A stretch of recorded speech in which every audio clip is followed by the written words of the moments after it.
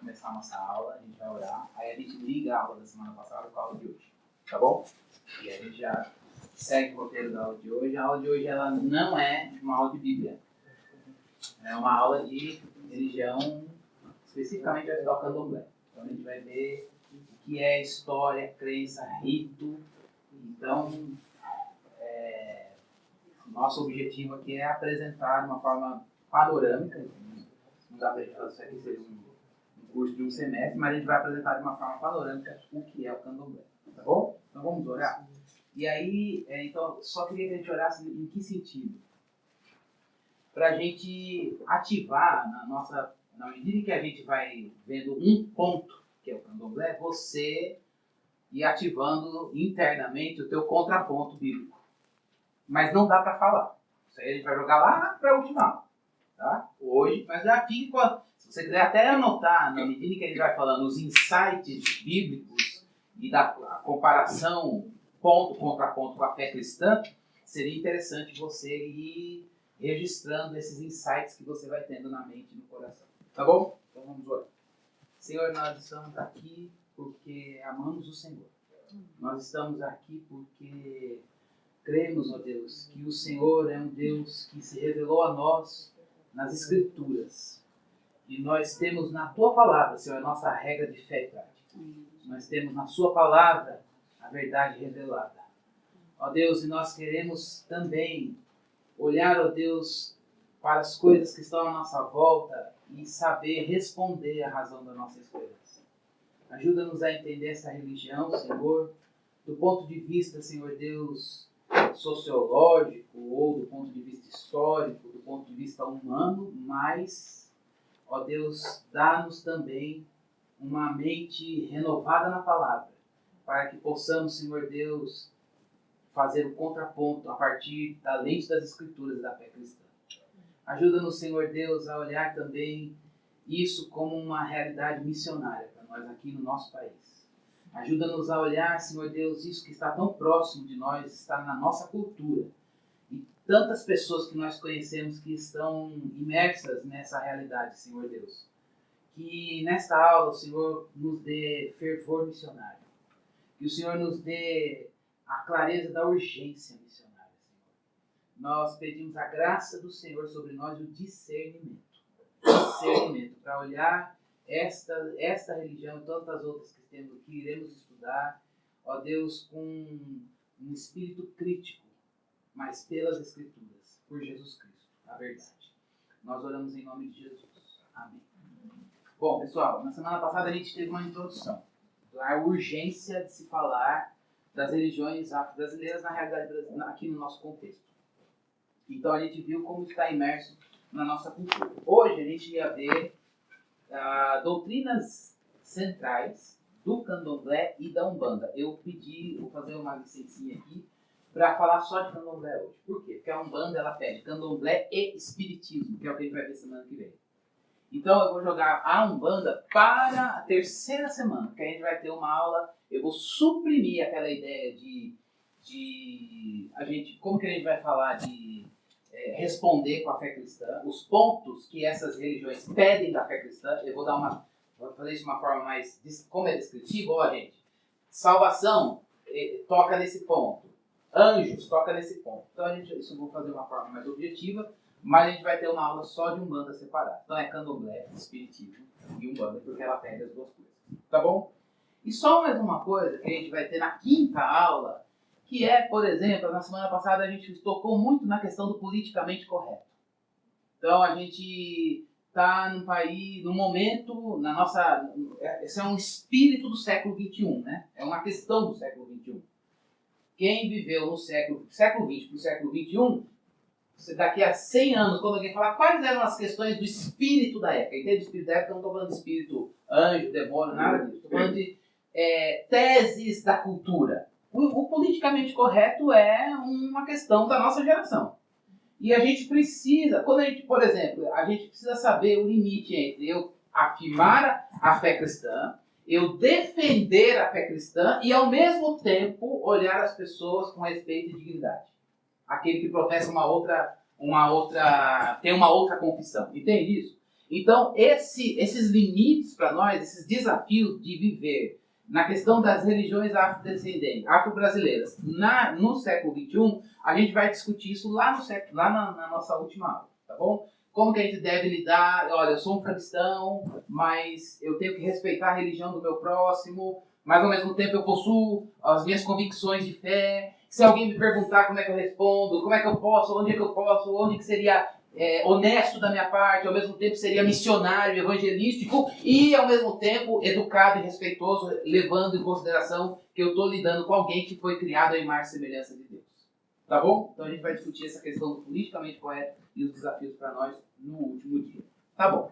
Candomblé. Vamos começar com por que. Na aula passada a gente falou que as religiões afro-brasileiras elas são religiões de diáspora. O que é uma religião de diáspora? Para retomar. São religiões que se você vai lá para a Nigéria hoje, nosso candomblé provavelmente a maior parte dele veio da Nigéria. Se você vai lá na Nigéria e você vai procurar um terreiro e você vai querer fazer uma consulta a um pai santo e você vai querer fazer parte do candomblé lá na Nigéria, você vai encontrar isso lá? Não. Então você vai para a Nigéria, então eu vou para Angola.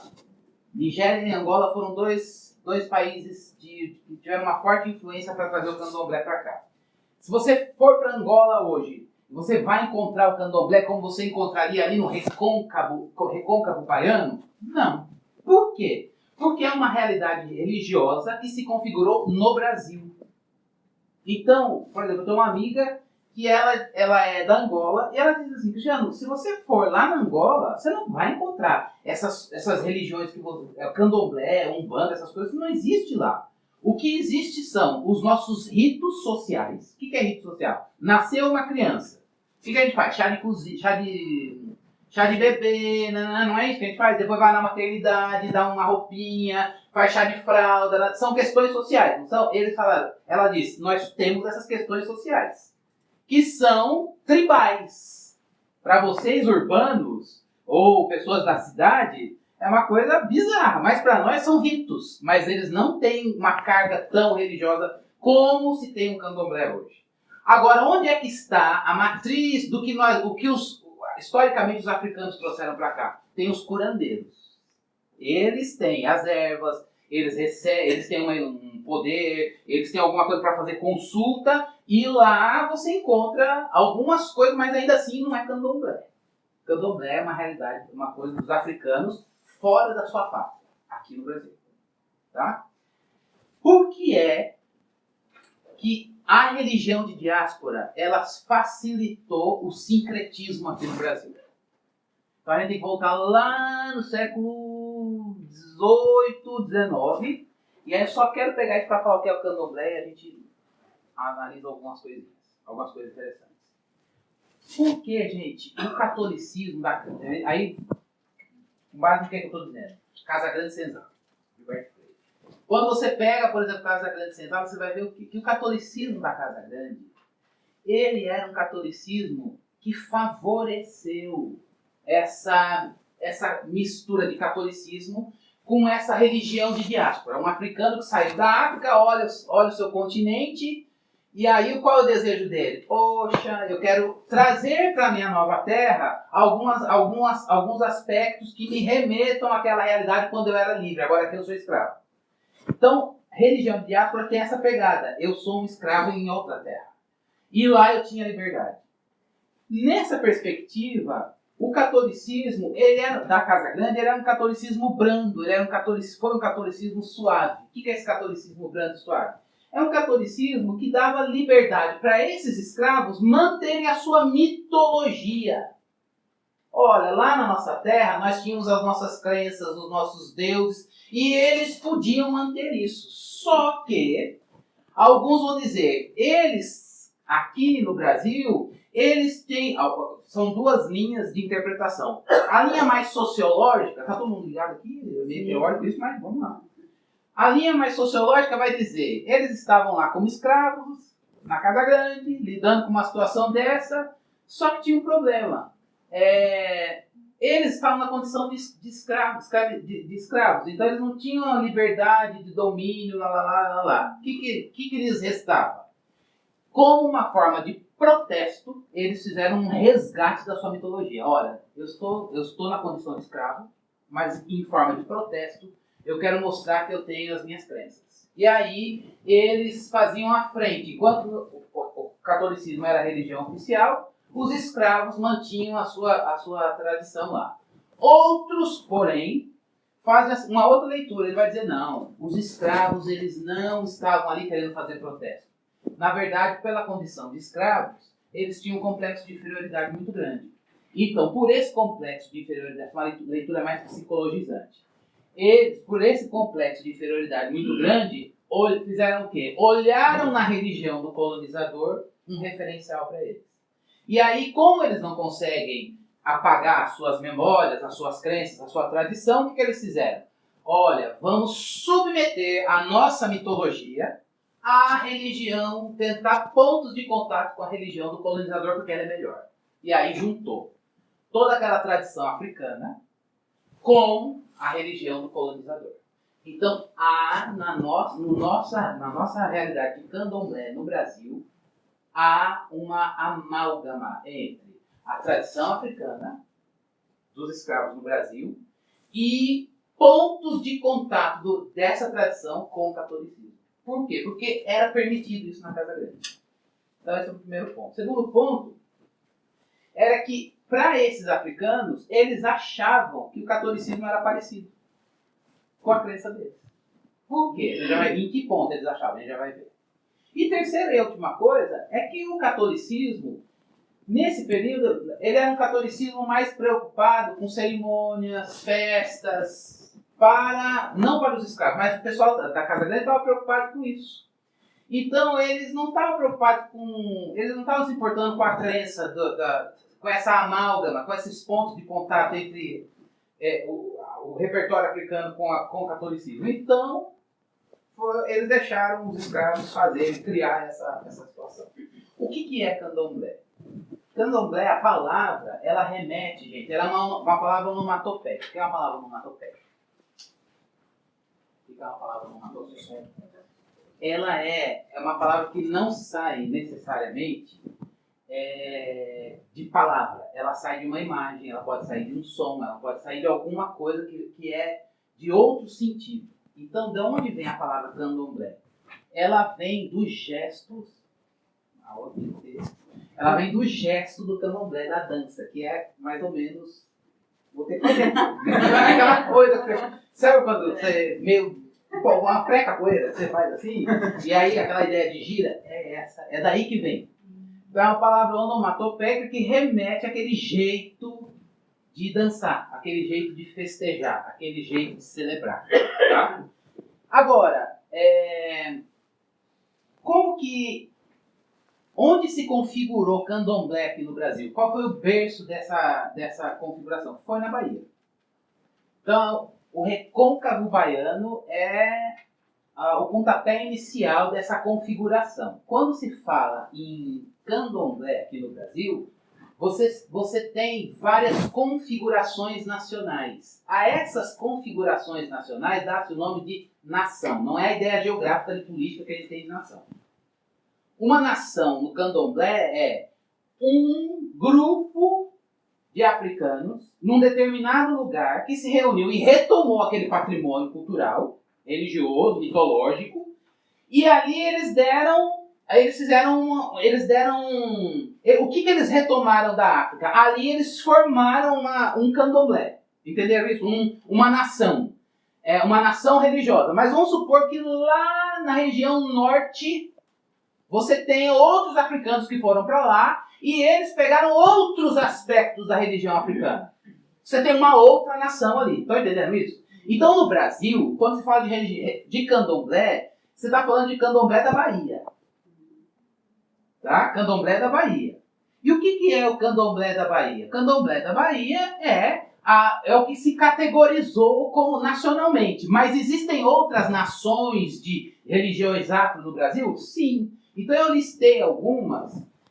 Vocês têm, tudo isso que eu estou falando está no esbocinho de vocês aí. Veja o ponto 1, número 1.2. A palavra nação designa várias tradições ou modelos de culto africano. Estão vendo aí? De acordo com os diversos grupos étnicos, caracterizada pela crença nos orixás. Qual é o ponto comum entre todas as nações de culto africano? A crença nos orixás.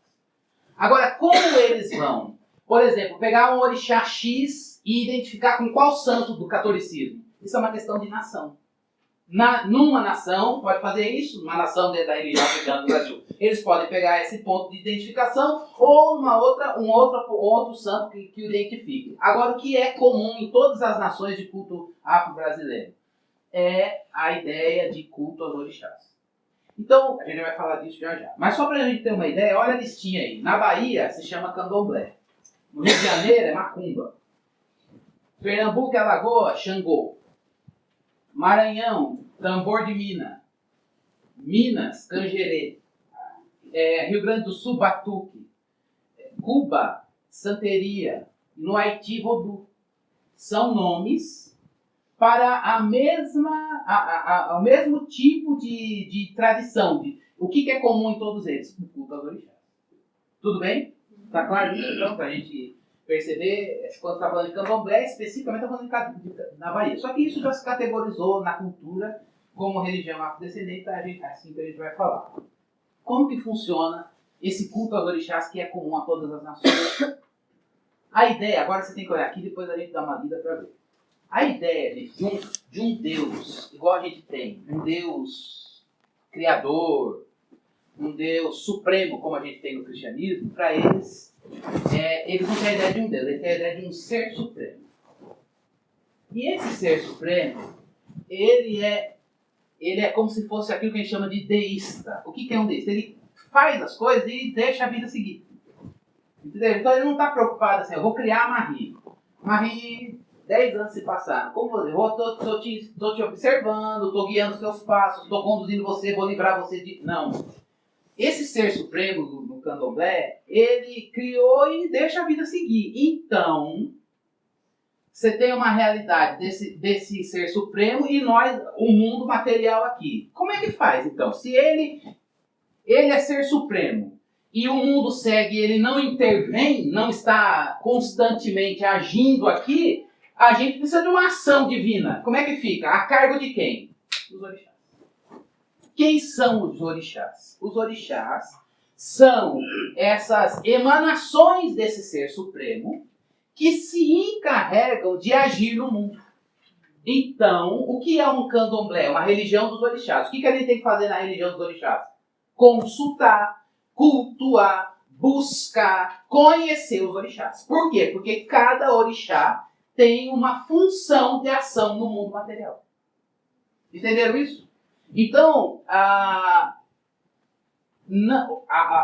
esse ser supremo, que eles chamam de Olorum, alguns nomes a gente vai ver agora, vão lembrar de música, vão lembrar de nome de restaurante, vão lembrar de marca de roupa, um monte de coisa a gente vai levar, está presente, a gente conhece.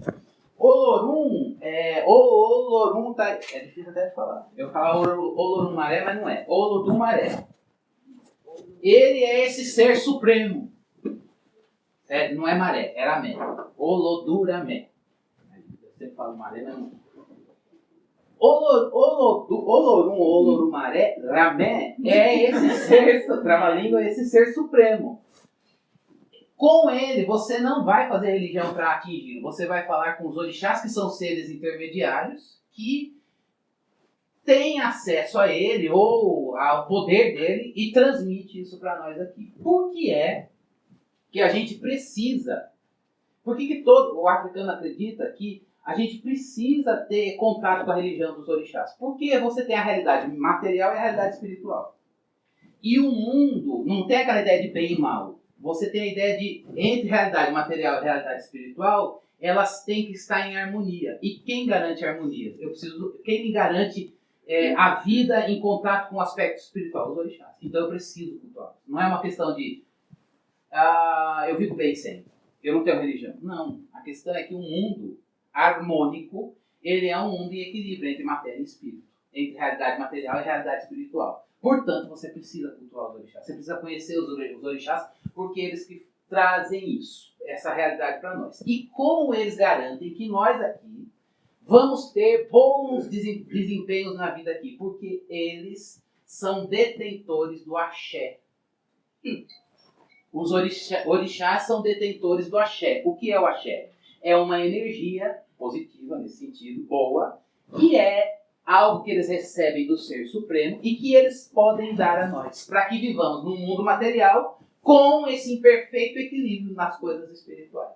Todo mundo precisa de axé. Quem detém o axé é os orixás. Então eu preciso buscar os orixás para ter o axé. Entenderam isso? Isso é religião de orixá. O candomblé é uma religião de orixá. Sem orixá você não tem axé. Sem axé você não vive nessa harmonia. Tá? Aí, fala aí. Axé, então, é esse equilíbrio. Axé tem uma definição de dicionário bonitinha aí. Vamos ler só para fixar?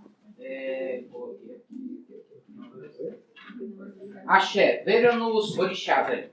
O Ser Supremo, Olorum, Olodum, Maré, inacessível aos seres humanos, por isso existem os orixás, lá na nação GG, o Ogum, que são seres que vivem diretamente com os homens, causando mal e bem. Estão subordinados a esse Ser Supremo, recebem energia e comissionamento, ação, poder. Eles habitam um mundo espiritual, que é Orum, e são detentores do Axé, que é essa força sagrada, sob o controle do Olorum, e essa energia espiritual para o equilíbrio entre os mundos, material e espiritual. Quem garante que você vai viver equilibrado é o Axé. E quem te dá Axé é o orixá. Os orixás são o quê? São as divindades. Não, as divindades eu entendi. Mas tem alguma... Imagina. Tem alguma coisa a ver com aquelas conchas, blá blá blá, ou não tem nada a ver? Não, aquilo lá são instrumentos, por exemplo, para representar os orixás. búzio. Não. A gente vai ver eles têm representação física, a gente vai ver cada um deles, mas aquilo lá são meios de se acessar. Tá. Rito para acessar. Então, Fico, está sempre falando, a conclusão que eles enxergam, será que os orixás como salvadores? É esse o ponto. Porque dá a entender, pai, que os orixás seria como Jesus e o Axé é o Espírito Santo. Exatamente. Intermediário. Exatamente. Então, assim, qual é a questão que eles... Na realidade brasileira, como é que os orixás são vistos? Na ideia de sincretismo, cada orixá tem um equivalente de um santo católico, do catolicismo. E qual é a função dos santos? Então? Por que os escravos eles viram que o catolicismo é uma religião parecida com a mitologia africana, a mitologia que eles trouxeram? Porque os santos, qual a função de um santo no catolicismo? Não é fazer mediação? Então eles estão dizendo, olha, vocês têm Deus e vocês têm o homem. Quem é que faz a mediação entre Deus e o homem? São os santos. Eles estão dizendo, nós temos o Olorum e temos a realidade material. Quem é que vai fazer a mediação? São as divindades. Então, é por isso que eles... E cada orixá, ele é caracterizado por uma forma de ação. Na prática é assim, você está com um problema X, tem o orixá X especialista nesse tipo de problema. Você está com um problema Y, a gente não tem isso? Santo Antônio, que é não sei o que lá. Santo São Jorge, Parará. O santo, cada santo com a sua ação, cada orixá com a sua especificidade. Tá? Então, por isso que fizeram essa associação. Mas como é que você tinha dito? É que na questão que os orixás seriam os salvadores. É isso mesmo. E o Espírito Santo, que a gente acredita, é o Axé. Essa unção, né? Usa a palavra unção, o Axé seria mais ou menos. Parecido com o gnosticismo. Exatamente. Então, eu trouxe uma lista, né, dos orixás, não é pra gente decorar, só pra gente saber, são todos eles. Agora eu destaquei nessa lista duas coisas. Não tanto, cada um deles, e aí, respondendo a tua pergunta, tem um símbolo. Então, para orixá tal, o símbolo dele é ferro, espada e nananã. O outro é concha, nananã. Então, todos eles têm uma imagem. Todos eles têm uma imagem. Mas mais importante do que a imagem é qual é a especificidade dele, ou o know-how dele.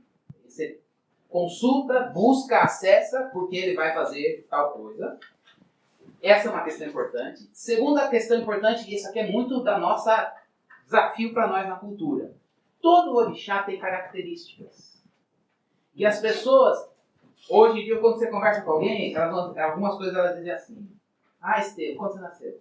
14 de junho. Você é de Gêmeos. Geminiano nem. Será que vai dar certo? Não vou trabalhar com ele, cara. Porque vou mudar de grupo na faculdade, porque o Geminiano. Porque o Geminiano é assim. Essa mesma lógica dos signos também existe essa mesma lógica na questão dos orixás. Cada orixá ele tem um perfil, ele tem uma característica. Então, quando você conversa com uma pessoa que está bem inserida nisso, ela poderia perguntar, vamos supor que eu sou um candomblessista e converso com outro, e aí ele vai dizer, qual é o teu orixá? Como se ele estivesse perguntando, qual é o teu signo? Ah, o meu é tal. Nossa, então o nosso santo não bate. De fato,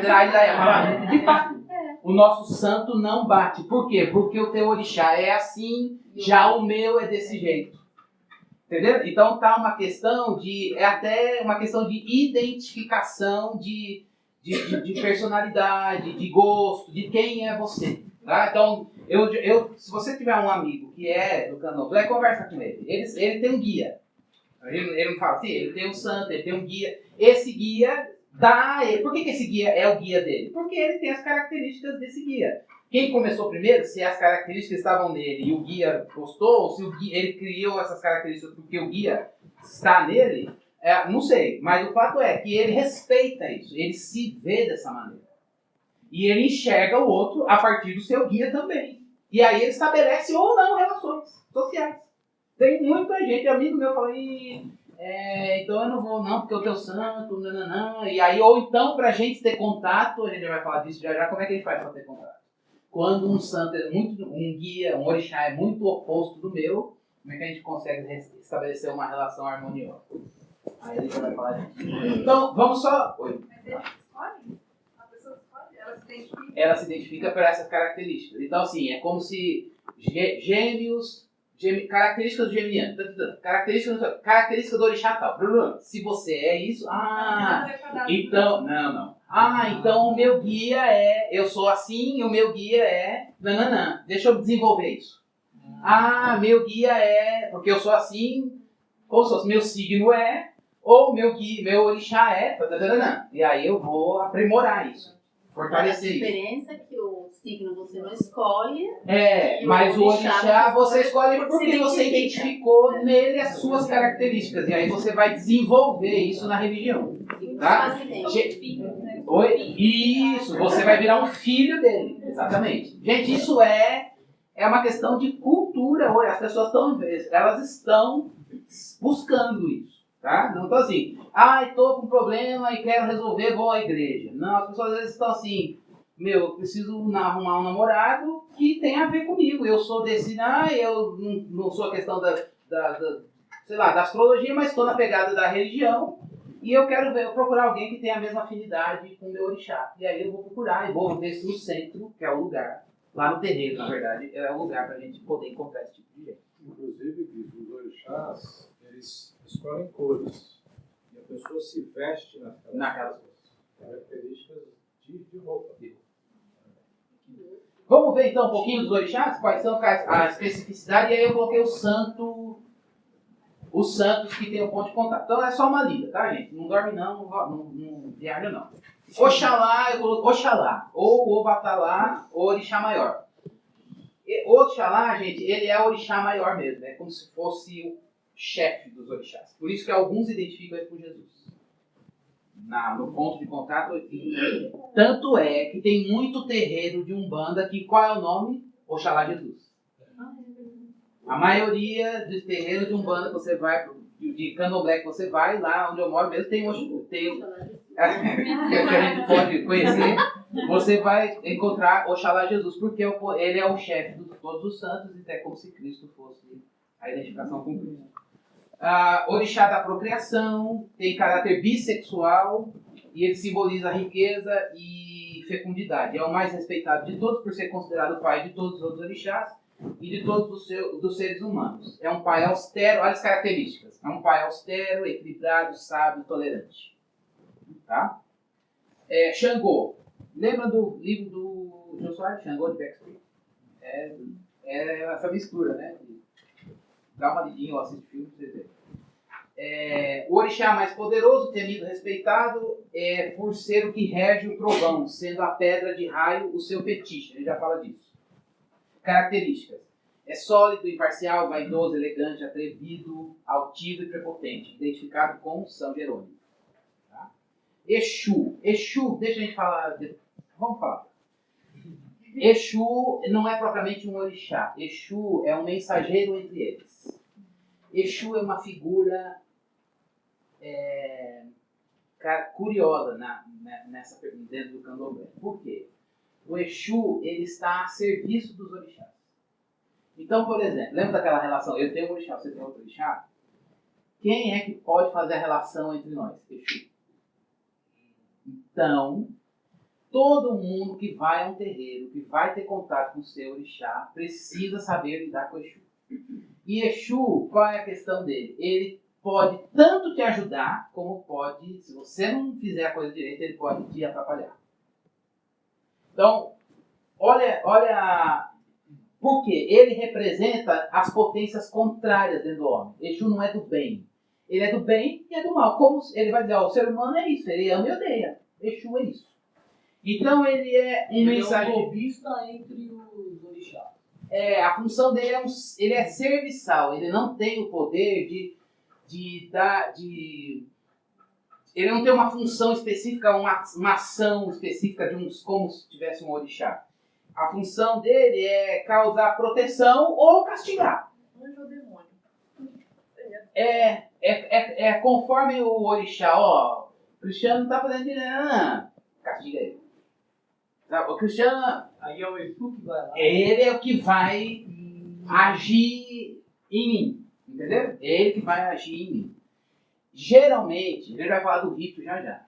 No terreiro, invoca-se Exu, para que, antes de ter a hora, no momento da manifestação, chama a hora da gira, invoca-se Exu para que Exu chame o orixá. Entendeu? Então toda a manifestação, todo contato com o orixá precisa ser invocado Exu, para que ele... E eles dão nome ao Exu? O café são vários. Aí isso aí vai variar pelas nações. Aquela ideia de nações que a gente conheceu. Mas, por exemplo, quando é uma causa de criança, você tem uma criança que vai ao terreiro, chama o Exu Mirim. Para que ele invoque... O problema é doença? Então precisa invocar o orixá tal, mas o Exu Mirim que vai invocar o orixá tal, entendeu? Mas todo Exu é esse comunicador entre os orixás, tá? Ogum é orixá dos ferreiros e das guerras. E agora, olha só, atualmente é da tecnologia. Então isso é uma questão de mercado de trabalho até, né? As pessoas que estão no mercado de trabalho. Você trabalha com tecnologia, o teu orixá é Ogum. O fetiche dele, eu já explico o que é fetiche, gente. É a espada, e quando se manifesta no terreiro, ele dança empunhando a espada numa atitude de guerra. A características, ele é obstinado, impaciente, sincero, amante das coisas simples. Santo de contato, Santo Antônio ou São Jorge. Tá?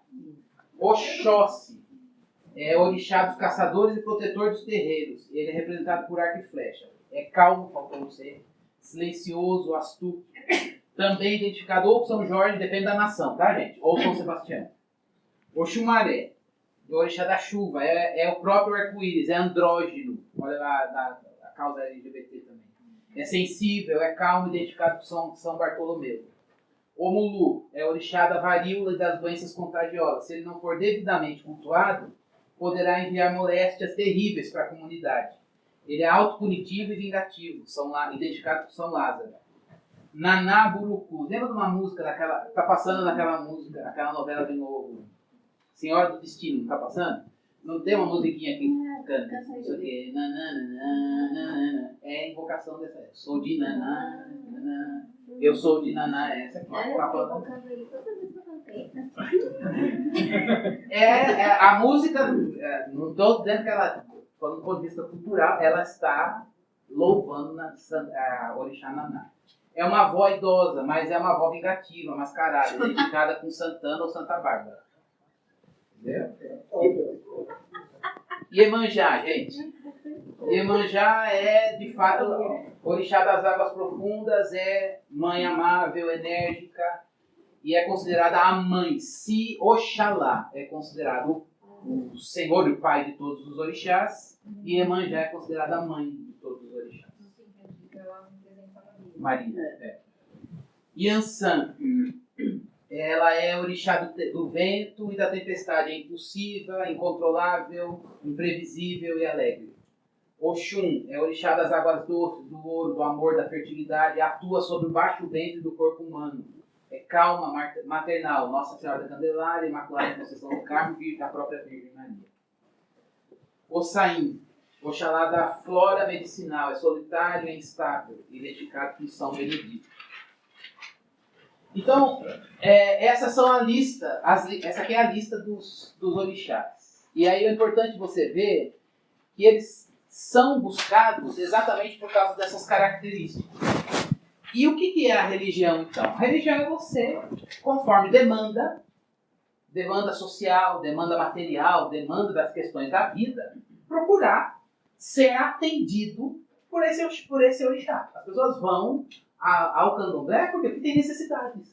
Estou com problema de infertilidade. Eu vou buscar o orixá da fertilidade, junto com outro orixá. Tá certo? Agora, o que eu faço no rito do culto? Esse é o ponto. O que a gente tem que fazer? Primeira coisa, você tem que ir num lugar que celebre o culto aos orixás. Que lugar é esse? Candomblé, a palavra está atrelada tanto às cerimônias quanto ao lugar. O lugar do candomblé é o terreiro. Então, para você cultuar um orixá, você precisa ir a um terreiro de candomblé. Ou um terreiro de macumba. Ou, entendeu? Conforme a região, você vai procurar um terreiro. Lá você vai encontrar quem? O sacerdote ou a sacerdotisa desse terreiro. Quem é esse sacerdote ou essa sacerdotisa? A gente chama de pai ou mãe de santo. Mas os nomes técnicos são Babalaos ou Abalaos. Ou macumbeiro, pai de santo, mãe de santo. Está aí na página 2 para vocês. E qual é a função de um pai ou mãe de santo? Não só exercer a função do culto no terreiro, mas também, gente, olha só que interessante. A função de um pai ou mãe de santo é formar as filhas de santo. Que é o quê? É a ideia da sucessão sacerdotal. Então, por exemplo, eu sou dono de um terreiro. Fulano é dono de um terreiro. O que ele vai fazer? Ele tem que pensar na sucessão. Ele vai ficar velho um dia. Ele tem que passar aquele terreiro para alguém. Quem que vai assumir o lugar dele como mãe ou pai de santo? O filho de santo. E o que é esse ritual de ser um filho de santo? Para você se tornar um filho de santo, você primeiro precisa saber que quando você está apto para ser de um filho de santo de fato. Quando você recebe, qual é o grande anseio de um filho de santo? Receber o orixá em você mesmo. É a incorporação. Entendeu? E para isso, até que você... Então, todo pai ou mãe de santo já foi um filho de santo e passou por um ritual de formação teológica, a gente pode colocar assim, para que ele se prepare para o seu santo, o seu orixá, incorporar nele. Então, como que é feito isso? Cada nação tem, mas via de regra primeira coisa, você se identifica, você já é iniciado na frequência e você se dispõe a querer ser um filho de santo, santo X. Aí, o que vai acontecer? Você vai se abster de sexualidade, você vai... A primeira cerimônia você vai tomar um banho de ervas, você vai ficar recluso, vai raspar a cabeça, raspar pelo do corpo, vai se dedicar a uma dieta só de acordo com aquilo que o orixá gosta. Cada orixá gosta de uma determinada alimentação, que chama ebó. Você vai se alimentar com aquilo, vai ficar recluso pelo menos 6 meses, até que você se consagre para que o orixá baixe em você. Aí, quando isso acontece, a palavra é que o filho de santo, ou a filha de santo, ele passa a ser, ele é chamado de cavalo. Ele vira cavalo daquele orixá. O que é cavalo? Ele morreu para que o orixá se manifestasse nele. Aí ele está pronto para ser um sacerdote no terreiro.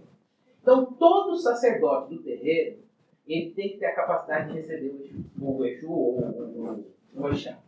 Entendeu? Então, como que funciona? Como que um orixá... você vai ao terreiro, cada terreiro tem, alguns tem mistura... O de Umbanda, depois a gente vê. Mas o de Candomblé é mais simples. Tem um momento que começa... Como que começa? O pai ou a mãe de santo vem, ele invoca como que um orixá baixa na filha de santo. Pelo atabaque. Então, quando que você deu start para o orixá poder baixar? Quando começa a tocar ininterruptamente o tambor. O toque no tambor é a chamada para o orixá baixar. E aí ele baixa, e quando ele se manifesta, quando ele baixa ali, o que ele faz? A função dele é justamente ouvir as consultas, as queixas, ele pede a comida que ele gosta, então, não é assim, baixa aqui. Ele baixa, mas ele tem que preparar a comida que ele gosta, por isso que tem que ter o ebó. Ele vai falar disso. Ebó é justamente a comida, você toca o tambor, oferece a comida dele, ele baixa lá, e aí ele vai falar o que tem que falar, vai dar consulta, vai em alguns casos agir, e em outros ele vai dizer, tá bom, teu problema é esse, então para resolver vai fazer isso, vai fazer aquilo, vai fazer aquilo. Basicamente, gente, ou as pessoas vão lá para atender essas necessidades, ou também para desenvolver. Essa questão é, eu sou dessa característica, eu quero aprimorar isso, eu quero desenvolver isso, e eu quero me iniciar nisso, desejo, baixar, também quero incorporar, quero seguir como filho de santo, alguma coisa desse sentido. Isso daqui, essa questão de você ir no terreiro e ver a cerimônia, querer ter a consulta ou cultuar o santo, cultuar o orixá, é chamado, a gente pode ter 2 nomes para isso. A gente tem nomes antropológicos, né? Ou pode ser feitiço ou magia. Eu vou usar a palavra feitiço não na perspectiva do conto de fada, que ele está acostumado. Né? Mas a ideia de feitiço ou da magia é um termo mais genérico que a gente usa na antropologia, mas que eu quero usar aqui no sentido de que quando um orixá baixa, ele necessariamente pede alguma coisa material para manipular o sobrenatural. Então, o que é um feitiço? Que tem que ter no momento do culto ao orixá. Tem que ter um feitiço. Feitiço é alguma coisa material que invoca ou que tem um desdobramento numa realidade espiritual. Então, toda cerimônia de invocação a um orixá precisa ter um feitiço, um aspecto material. Por exemplo, se você vai invocar o orixá X, lembra das características dele? A característica dele é uma espada com ferro. Você precisa ter ali um elemento material e colocar sobre esse elemento material alguma oferenda para esse orixá, para que isso mexa no sobrenatural. É daí a ideia do despacho ou ebó. Todo orixá pede um ebó que funciona como um feitiço. Estão entendendo isso, gente? O que é o feitiço? Eu preciso dedicar uma comida para o santo ou alguma coisa para o santo para que possa ocorrer a cerimônia, aquilo que a gente chama de troca de cabeça. O que é troca de cabeça? Eu estou com um problema financeiro. Fulano está com problema financeiro. E eu preciso que esse meu problema saia de mim ou saia do fulano e vá para o sobrenatural. Quem é que vai garantir essa troca? O feitiço. Não é feitiço de conto de fada. Ou o despacho, ou o ebó. Eu preciso oferecer alguma coisa para o orixá, para que aquilo saia da pessoa, ou saia e vá para o sobrenatural. Quem é que faz essa troca, essa mudança? Troca de cabeça com o problema ou com a necessidade? É o orixá. E cada orixá, quem é que pode oferecer, fazer a comida? O Pai Santo. Como se fosse uma oferta de expiação. Você tem que dedicar alguma coisa para ele. Isso é feito no ritual, porque a gente vê, pelo menos lá na rua, Zona né? Norte, cheio. Aí, em alguns casos, você quando vai invocar no terreiro, porque, por exemplo, quem é pai e mãe de santo vive, o terreiro não funciona no dia, na hora da cerimônia. Porque, por exemplo, gente, tem gente que vive de fazer comida. Por exemplo, comida de santo, quem tem que fazer é o pai e a mãe de santo. comida para orixá, quem tem que fazer não adianta você falar assim, fazer grão de bico, não. Pega lá na sua casa e leva para o despacho e leva no terreiro. Você não pode fazer. Quem tem que fazer são as filhas de santo, quem já recebeu, quem recebe orixá. Quem não recebe não pode. E as pessoas compram isso dele. E aí as pessoas compram. Então o terreiro ele tem uma função, fora o momento do culto, ele tem uma atividade constante, tá?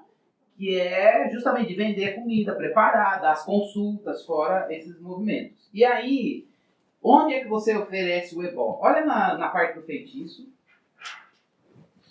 Depois de troca de cabeça, na terceira linha, ponto na mesma linha. O sacerdote consegue atribuir ao ebó todas as desgraças, como a doença, as tribulações, o desemprego, os desgostos, transferindo para a pessoa que tocar no feitiço ou que passar na encruzilhada, embora o feitiço não tenha avisado ninguém em particular. Você não vai oferecer o ebó para alguém. Você vai oferecer para quem? Para o orixá.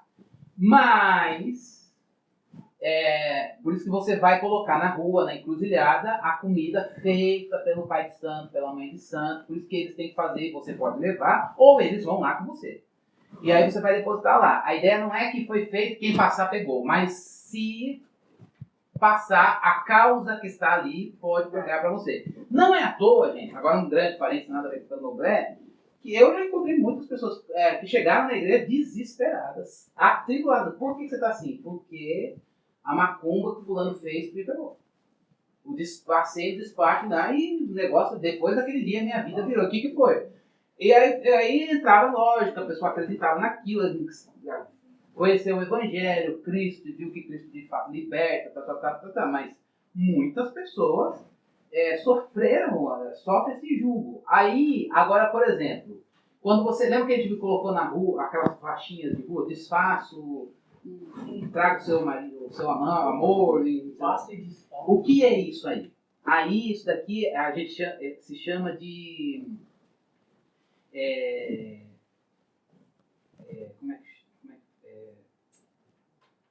onde eu coloquei aqui? Manipulação direta. Não é feitiço direto, mas é aquela coisa que você o ebó, o despacho indireto que você vai fazer para uma pessoa. Ou veja a última frase aqui, mais fácil de ler. Todavia, pode-se fazer o feitiço visando o malefício de uma determinada pessoa, devendo o ebó ficar na passagem da vítima.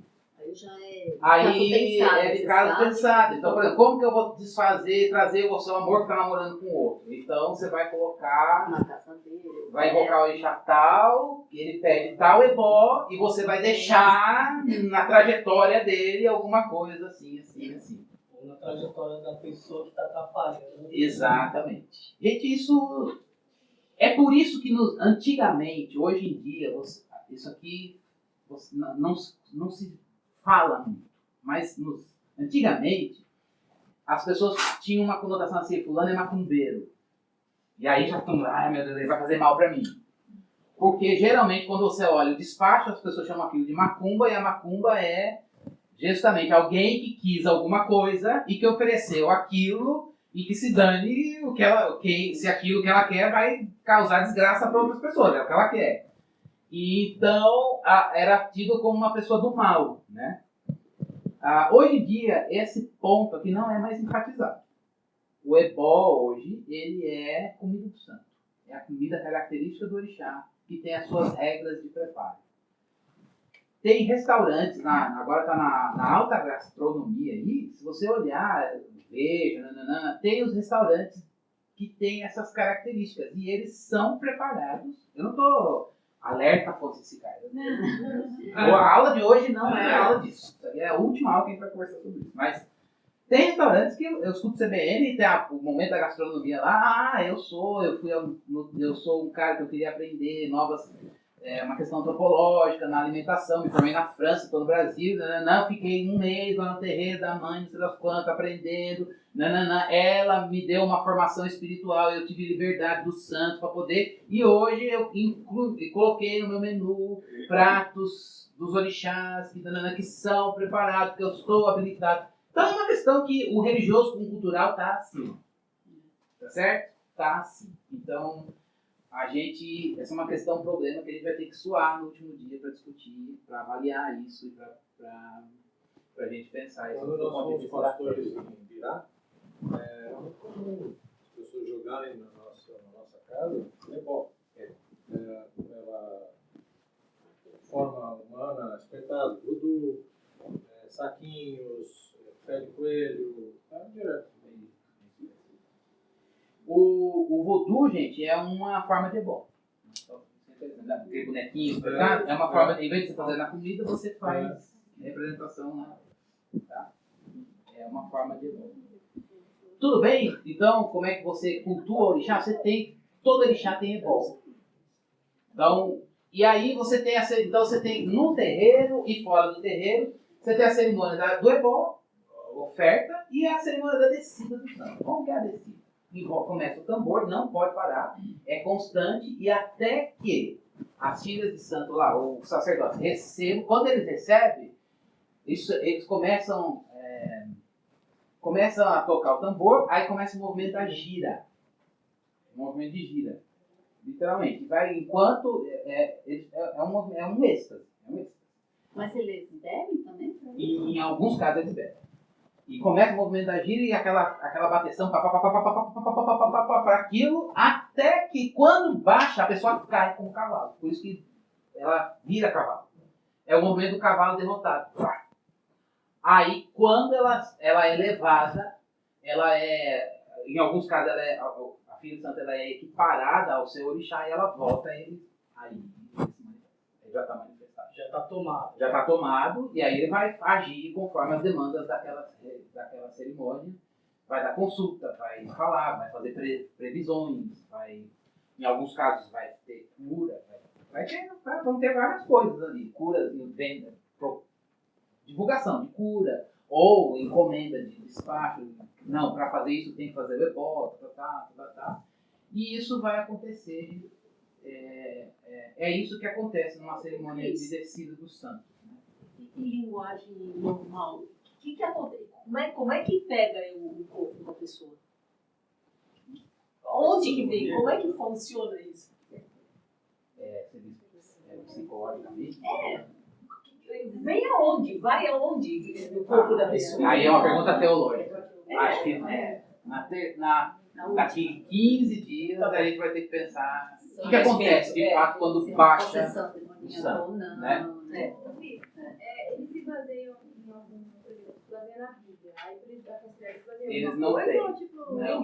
Religião africana, essa é uma questão interessante. Eles não têm livro. É uma religião de tradição oral. Então, o que é tradição oral? Eles não estão. Onde está isso? Em Gênesis 3,15.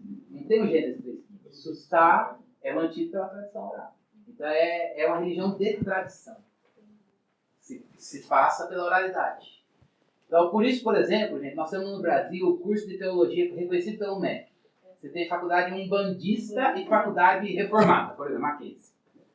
São duas coisas. Mackenzie tudo o quê? Bíblia. E na faculdade umbandista? Não tem Bíblia. Não tem Gênesis, Evangelho de Mateus. Eles podem saber no sentido, vamos comparar com o cristianismo. Mas o cerne deles é estudar o quê? Tradição oral. Tá? Então, só para a gente ver a parte da descida do santo, a possessão ela precisa ser provocada, ela pode ser provocada ou pode ser espontânea. Mas a provocada, ela precisa ser conquistada pela evocação do pai ou mãe de santo lá no terreiro. Tá? E a finalidade é falar da mensagem, ditar as vontades do orixá através do seu cavalo. Todo filho de santo precisa ser cavalo. Só é cavalo quando você fez a cerimônia de dedicação. Entendeu? Você virou um sacerdote consagrado. Que é praticamente esse 1 ano. Você raspa a cabeça. Eu tive alunos inclusive, que estavam nesse processo. Eu falei, ela vinha 1 ano caracterizada da Yansan na sala de aula. E aí com a cabeça fora, eu falei, você é do Canadá? Sim, eu me iniciei e eu estou na fase de raspar a cabeça. Fazer a cabeça. Fazer a cabeça. Ela falou, estou na fase de fazer a cabeça porque eu quero me dedicar à vida do terreiro. Porque aí eu perguntei, você já baixou? Já baixa e você está ainda não. O meu desejo é que até o final da minha formação ela já manifeste, ela já incorpore para eu poder a exercer o sacerdócio lá no terreiro. E quando o sincretismo acontece ao contrário? Quando você vê gente dentro da igreja, Pergunta para porque a gente vê, né? Ó, as filhas de Santa, elas dançam sobre o ritmo invocativo, então, dos tambores, que batem incessantemente até cair no chão, simbolizando a morte do cavalo, e aí vem o aparecimento do seu orixá. Gente, eu fui, o ano passado, foi um congresso lá na Unicamp, um congresso de educação, de professor, congresso de leitura do Brasil, para professor discutir leitura do Brasil, abertura do congresso, uma mãe de santo com um tambor, invocando a descida dos orixás. E aí foi uma cerimônia. Qual é a abertura? Cerimônia cultural. E aí ela começou. Nós não vamos abrir para falar de educação no Brasil. E assim, mas ali era do ponto de vista cultural. Eu estava com o pessoal da USP, né? E assim, agnóstico, ateu, né? Super espiritualizado, iluminado, kardecista. Uma menina, sensação de pedir licença aos orixás para começar, não sei o quê, e tal, e aí Nossa, a gente se sente mal. assim, pode vir, mas ela falou, eu sei que você seu coração não está nisso, né? Eu falei, não, mas eu estou respeitando. Vamos, pode seguir na cerimônia. Mas é uma coisa assim que é cultural, entendeu? É cultural. Então, deu para entender mais ou menos como é que é, o que é o candomblé? Não é uma religião que você precisa... Ela é prática, né, gente? É de resultado. O que você está precisando? Vamos fazer. Hoje você tem o orixá tal, consulte-o, busque-o, faça o que ele pede. Aparentemente é tudo mais fácil, né? Agora, aí a gente vai pensar depois, no último dia, quando você decide não quero mais ser desse orixá. Como é que faz? É o castigo, né? Você Não não é feitiço. O feitiço é como se fosse o ebó. O ebó tem a função do feitiço, né? Não, mas quando a pessoa vai lá porque ela está procurando alguma coisa. Ela quer uma cura, ou ela quer uma relação, ou ela quer ficar rico, quer dinheiro, ela quer resolver algum problema. No feitiço, quando você fala na troca, a troca existe exatamente assim, pô, beleza, agora tipo, eu fui curado, então a doença foi para alguém. Na verdade, o sentido não é ir para alguém, é ir para a realidade sobrenatural. É o orixá que tem o poder de receber e te dar. Você invoca, ele tem a especificidade de bênção que ele pode te dar. E aí ele transfere. Agora, tem essa crença de que está ali na encruzilhada do ebó, se você pegar aquilo que pode pegar para um problema. Exatamente. Existe isso. Isso é pragmático. Tem vários depoimentos de pessoas que falam, eu passei, a macumba pegou em mim, papapá. Lá em Curitiba, teve um casal de chilenos que chegaram e eles não tinham grana para comer. Eles falaram, nossa, os brasileiros são tão hospitaleiros que deixam comida na rua. Eles se alimentavam disso. Porque é comida boa, comida fresca, comida... gente, champanhe.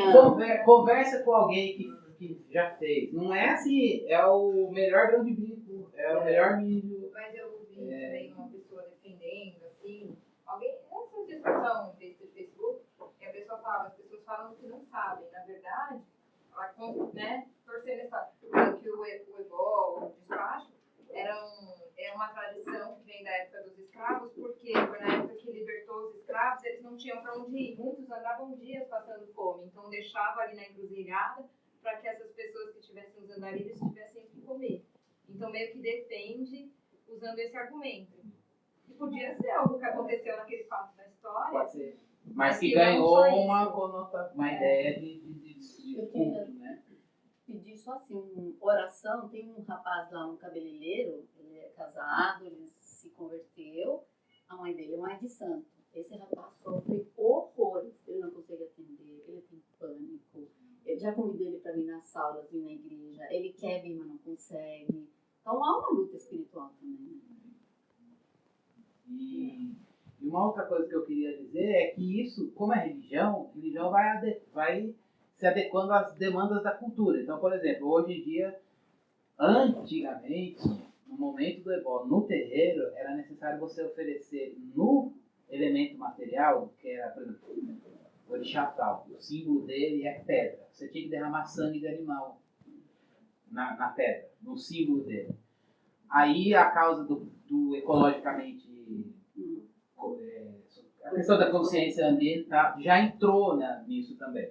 Só estou dizendo que que avaliação, não estou fazendo avaliação não, estou dizendo que você encontra hoje um candomblé, uma umbanda. As flores de Iemanjá que poluem o mar. Então, pessoal, não vamos mais. Então, eles estão encontrando outras formas de fazer ebó, outras formas de cultuar Iemanjá para não poluir o mar, né? Entendeu? Outras formas de cultuar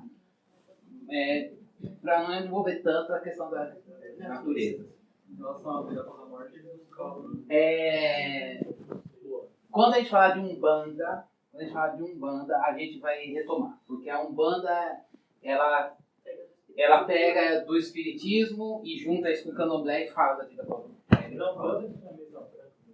Isso aí é kardecismo. Só que na Umbanda tem. É tipo, um só faz coisa pro bem, o outro também faz coisa pro mal. Tipo, quer fazer maldade com alguém, você pode fazer. Mas então, pra A Umbanda, candomblé, não tem essa coisa de vida eterna, vida depois da morte, Tem. pecado... blá, blá, Não tem blá. ideia de pecado. E não tem ideia de bem e mal, gente. Ah, tá. Não, a gente olha, você oferecer sacrifício, matar o animal. Não é, candomblé não tem ideia de bem e mal. É o que o orixá pede. Exu castiga. Nossa, mas que religião do mal. Ela não se vê assim. Eles não se veem assim. Entenderam isso? Então eles vão dizer que isso é uma perspectiva cristã que está olhando isso da perspectiva. Então eles não estão. Então eles não têm a ideia de bem e mal. Não têm a ideia de Deus e diabo. Exu, por exemplo, ele é atrelado ao diabo. O correspondente dele é atrelado ao diabo. Mas eles não têm essa ideia. Exu não é visto como diabo. É normal. Se você não fez, você vai ter castigo. Se você fez, vai ter um elogio. Vai ter a tua recompensa. Entendeu? Exu é o mensageiro, né? O serviçal deles. E se eles nos levam ao Olorum, Exu nos leva aos orixás. Entendeu? Mais ou menos. O outro intermediário. É um. Pra intermedir. Tem a mitologia, assim, não dá pra gente estudar aqui, mas se você pegar um livro de mitologia dos orixás, tem a história do Exu, por que o Exu ficou assim, ele não começou assim, ele era de um jeito, aconteceu uma coisa. Aí deve remeter a ideia de igual a queda de Satanás, sabe? O orixá caído.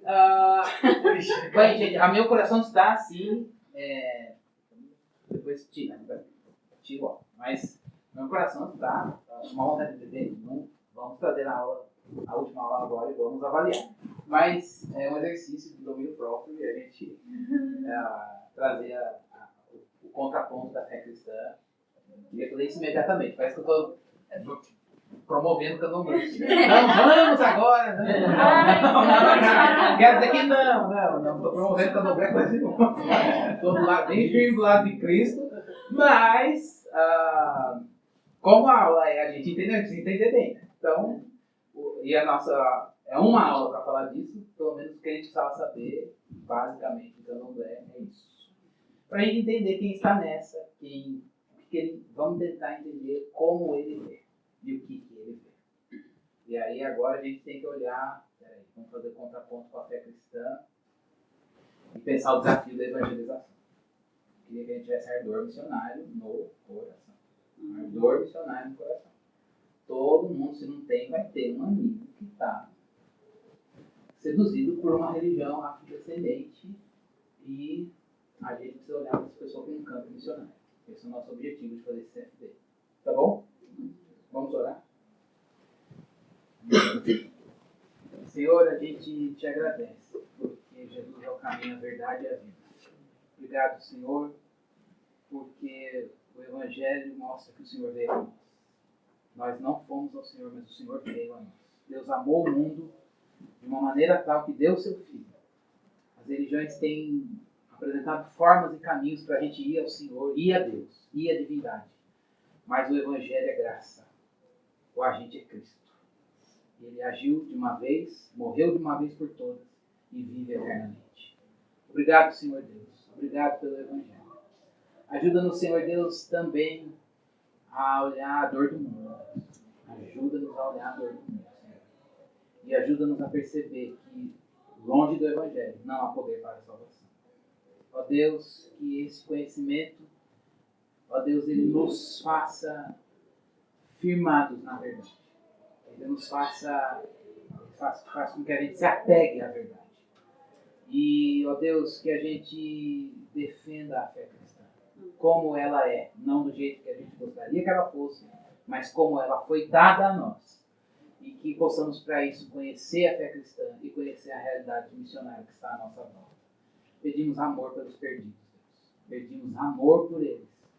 E não queremos que esse conhecimento seja um conhecimento que nos enriqueça intelectualmente só. Mas queremos e pedimos que esse enriquecimento intelectual nos faça, Senhor Deus, mensageiros do Senhor, semeadores do Evangelho neste mundo, na realidade brasileira, Senhor. É a nossa oração em nome de Jesus. Amém.